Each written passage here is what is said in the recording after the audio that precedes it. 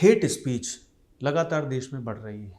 कई matter supreme court में भी हैं और मैं पेंडिंग मैटर के में नहीं जाऊंगा, लेकिन जस्टिस BR गवई ऐसे मसले को लेकर के क्या सोचते हैं? अगर सरकार द्वारा राय मांगी जाए कि इस पर एक ऐसा कानून बनाना है कि हर हाल में हेट स्पीच को कर्ब किया जा सकता है। नहीं, मैं तो बिल्कुल आई फुल्ली एग्री थी आपके बात से, मैं पूरी सहमत हूँ कि आप अपने पार्लियामेंट ने, अपने लेजिस्लेचर ने हेट स्पीच को कंट्रोल करने के लिए कानून बनाना चाहिए।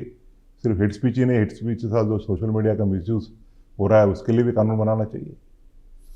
चूँकि राजनीतिक खलकों की मैं बात कर रहा हूँ, राजनीतिक खलकों की बात कर रहा हूँ, तो मैं ये जानना चाहूँगा कि देश की जो राजनीति है उसको कब सौभाग्य प्राप्त होगा जस्टिस BR गवई के उसमें शामिल होने का? नहीं, ये तो अभी तो मैंने सभी को बोल रहा हूँ, अभी मुझे रिटायर हुए 1 हफ्ता भी नहीं हुआ, 2-4 दिन ही हुए, अभी तो फिलहाल मैं आराम कर रहा हूँ। और मैं हमेशा सोचता हूँ कि जैसा समय आए उस समय निर्णय लेना चाहिए। One should not think too early, आगे क्या होगा वो जो समय जैसा ठीक लगेगा वैसा निर्णय लेंगे। एक और अहम मसला है जो कि दिल्ली में इस समय प्रदूषण की जो चादर है वो दिल्ली को घेरे हुए है। जब आपने पटाखे जलाने की अनुमति दी तो इसमें कई लोग सहमत थे आपके आदेश से और कई लोग असहमत भी थे, लेकिन आज जब प्रदूषण बढ़ रहा है तब पुराने फैसले को लेकर के लोग बार बार चर्चा कर रहे हैं। कल सुप्रीम कोर्ट में ही CGI ने ये कह दिया कि उनको शाम को टहलने में दिक्कत हो रही है। चुनाव आयोग के जो वरिष्ठ अधिवक्ता राकेश द्विवेदी सर, उन्होंने कहा कि वो असहज महसूस कर रहे हैं और सुनवाई के दौरान वो सिर्फ वर्चुअल सुनवाई में पेश हो पाएंगे। आपको क्या लगता है कि जो आपने सुनवाई की थी और उसमें दीर्घकालिक योजना बनाने की बात भी की थी, लेकिन तत्काल कोई उपाय पर आपने क्यों नहीं फोकस किया और क्या वजह थी कि सिर्फ दीर्घकालिक योजना पर ही फोकस किया गया? नहीं, देखिए एक बात तो है कि हम उसमें एक्सपर्ट्स नहीं हैं। जी। और हम हमेशा कहते हैं कि कोर्ट ने एक्सपर्ट्स की चीज़ें जो एक्सपर्ट्स के ऊपर ही छोड़नी चाहिए।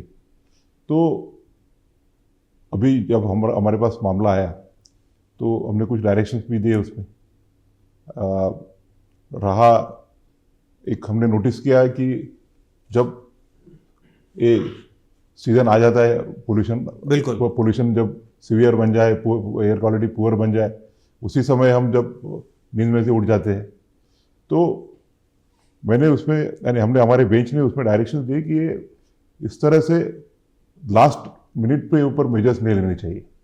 हमने साल भर इसको प्रिकॉशन कैसे ला सकते, प्रिकॉशनरी मेजर्स कैसे ला सकते, इसके ऊपर सोचना चाहिए। तो इसके लिए हमने सेंट्रल गवर्नमेंट से भी विनती की, मुझे खुशी है बताने के लिए कि हमको सॉलिसिटर ऐश्वर्या भाटी जी जो एडिशनल सॉलिसिटर जनरल, उन्होंने बताया कि जो केंद्रीय मंत्री है MOEF के एनवायरनमेंट के, उन्होंने तुरंत मीटिंग बुलाई, सब जो कंसर्न चारों राज्य है उनके चीफ मिनिस्टर्स की, MOEF के सेक्रेटरी ने चारों राज्यों के चीफ सेक्रेटरी के साथ भी की है। तो हमने उनसे रिक्वेस्ट की है कि they should come out with a long term plan. जी। इसको सिर्फ 2 महीने में सोच के फिर और कोल्ड स्टोरेज में जाने से वो प्रॉब्लम होता है।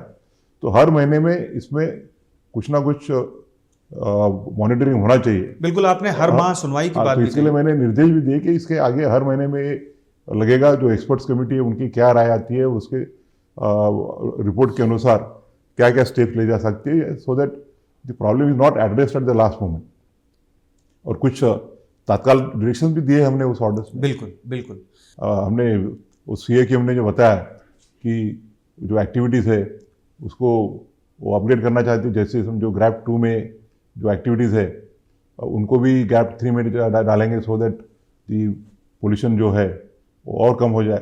तो every step to reduce pollution, but mainly उसमें एक्सपर्ट्स की ओपिनियन आनी चाहिए। हमें तो कुछ उसमें टेक्निकल नो-हाउ है नहीं। यानी कि आपने दूरदर्शिता अपनाते हुए ये स्पष्ट कर दिया कि दीर्घकालिक योजना बनेगी तो दिल्ली को पूरी तरह से प्रदूषण से निजात मिल जाएगी। मिल सकती है, बिल्कुल मिल सकती है, संभावना है। सर, हायर जुडिशरी के जो जजेस रिटायर होते हैं, आपका क्या मानना है, उनको सार्वजनिक पद नहीं लेना चाहिए, या फिर उन्हें जिस तरह से सार्वजनिक पद आमतौर पे आप समझ सकते हैं कि मैं किन जजेस की बात कर रहा हूँ, और अगर लेना चाहिए तो उसका मानदंड बहुत ऊंचा होना चाहिए? देखिए, हर एक का अपना अपना सवाल है जी।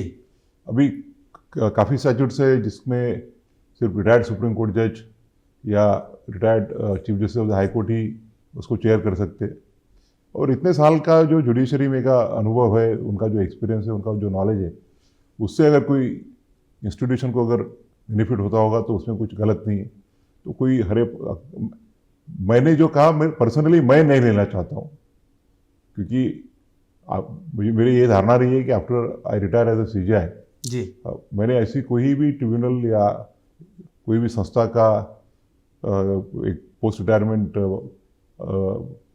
पोस्टिंग नहीं लेना चाहिए जो CJI की गरिमा से कम हो। ये मेरा वैयक्तिक निर्णय है। जी, जी, जी।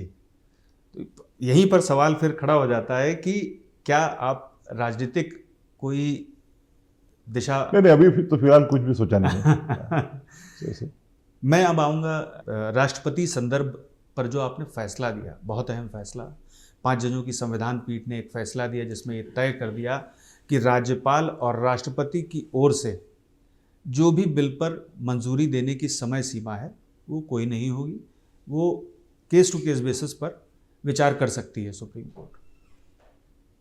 उसमें आपने एक जिक्र किया स्वदेशी संविधान का, आखिर वो क्या है? चूँकि अभी कुछ ही साल पहले सरकार ने जो आपराधिक कानून था उसमें आमूल चूल बदलाव करके उसको भारतीय किया, तो क्या ये वही कॉन्सेप्ट है कि देश का जो संविधान है वो भी पूर्णतया भारतीय होना चाहिए? नहीं, देश का संविधान तो पूरा भारतीय है ही जी। इसको 1949 में हमारी देश की जो कॉन्स्टिट्यूंट असेंबली थी, उन्होंने करीब करीब 3 साल तक पूरी मेहनत करके बनाया हुआ है। जी। तो शुरू में ये डिनाई कर सकता है कि कॉन्स्टिट्यूशन बनाते टाइम और पूरी वर्ल्ड के जो कॉन्स्टिट्यूशन थी उनका गाढ़ा अभ्यास किया गया। फ्रेमर्स ऑफ द कॉन्स्टिट्यूशन में बाबा साहब अम्बेडकर रहे या बाकी के जो ड्राफ्टिंग कमेटी के मेंबर्स थे, they studied various constitution throughout the world. जी। तो उसमें के भी कुछ मॉडिफिकेशन करके अपने देश के लिए जो चेंजेस, देश के लिए जो आवश्यक है वैसे चेंजेस करके कुछ प्रोविजंस लिए गए। तो शुरू में सही है, एक ठीक था कि हमारी कॉन्स्टिट्यूशन नहीं है तो कोई कॉन्स्टिट्यूशनल प्रोविजंस को इंटरप्रेट करने के लिए हम दूसरे जूरिस्प्रूडेंस को का यूज़ कर सके। बिल्कुल। पर आज हमारे कॉन्स्टिट्यूशन को 75 ईयर्स हो गए। बिल्कुल। अभी हमने अमृत महोत्सव कल ही पूरा किया।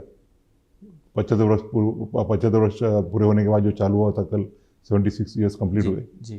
तो इस दरमियान हमारी सुप्रीम कोर्ट ने, हमारे हाई कोर्ट्स ने जो लॉ इतना डेवलप करके कॉन्स्टिट्यूशन को इंटरप्रेट करने के लिए, तो हमारे पास पूरा लॉ अवेलेबल है। तो वो रहने के बाद में then why should we go to the foreign jurisdiction? बिल्कुल। तो इसके लिए अभी मैंने अभी मेरे ख्याल से एज अ जज ऑफ द सुप्रीम कोर्ट करीब 300 जजमेंट दिए, और as a chief justice around 35 to 40 यानी कुल मिला के 340 जजमेंट दिए हों। उसको आपको मेरे ख्याल से 2-4 जजमेंट के ऊपर कोई जजमेंट मिलेगा नहीं कि जिसमें मैंने कोई इंटरनेशनल दूसरे कोर्ट का जुरिसडिक्शन का कोई जजमेंट को रिफर किया हुआ है। तो हमारी यही धारणा है कि हमारे कोर्ट ने जब इंटरप्रिटेशन ऑफ कॉन्स्टिट्यूशन ऑलरेडी किया हुआ है, उसके ऊपर इतने सारे जजमेंट है, तो why should we refer to the foreign jurisdictions and decide the case on the basis of our own law? बिल्कुल। तो हमने उसमें भी जो हमने डिसीजन दिया है, तो आप बोल रहे हैं कि हमने कुछ अर्लियर जजमेंट को अपसेट किया, तो हमने नया कुछ किया नहीं है।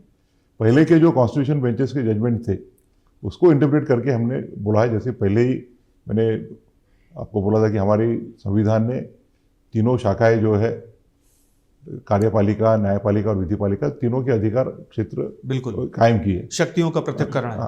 तो by judicial interpretation we can not rewrite the constitution. जी। जी। जो प्रोविजन कॉन्स्टिट्यूशन में नहीं है वो हम जुडिशियल इंटरप्रिटेशन से नहीं ला सकते।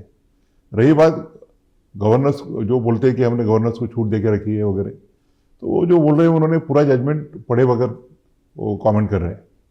वो जजमेंट में हमने क्लियरली लिखा है कि दो specific time limit cannot be provided but the governor cannot sit on the bill for unlimited period of time.